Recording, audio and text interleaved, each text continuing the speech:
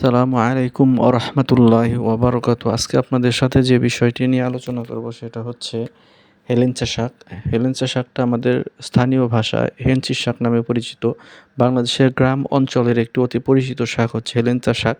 এটি এক প্রকার জলজ উদ্ভিদ। এটি আমাদের বাড়ির আশেপাশে, বাড়ির কিনারায়, বাড়ির আঙ্গিনায় এবং রাস্তার আশেপাশে এবং জলাধারের আশেপাশে জন্মিয়ে থাকে এটি।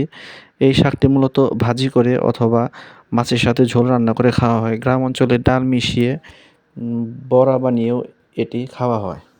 এই শাকে রয়েছে নানাবিধ ঔষধি গুণ। আর এই ঔষধি গুণসম্পন্ন শাকটি আমরা কোনো রকমের অর্থর খরচ ছাড়াই বাড়ির আশেপাশ থেকে আমরা অতি সহজেই সংগ্রহ করতে পারি। শাকটি আমাদের শরীরের বিভিন্ন রোগ প্রতিরোধে সাহায্য করে। যেমন এই শাক নিয়মিত খেলে রক্তে হিমোগ্লোবিনের পরিমাণ বেড়ে যায়। কোষ্ঠকাঠিন্য, হাঁপানি, ডায়রিয়া ও স্নায়ুরোগের ভেষজ চিকিৎসায় হেলেঞ্চা ব্যবহৃত হয়। দীর্ঘ জ্বরভোগের পর হেলেঞ্চা শাক দিয়ে মাছের ঝোল খেলে ক্ষুধা বাড়ে ও মুখের রুচি ফেরে। চর্মরোগ, ঘামাচি, অরুচিতে, হাত পায়ে জ্বলায়, ধবল ব্রঙ্কাইটিস রোগেও হেলেঞ্চা বেশ উপকারী। হেলেঞ্চা শাক বুকে জমে থাকা কফ নরম করতে সহায়তা করে। অনেক দিন ধরে জ্বরে আক্রান্ত থাকলে নিয়মিত হেলেঞ্চা শাক খেলে তাড়াতাড়ি জ্বর সেরে যাওয়ার সম্ভাবনা থাকে।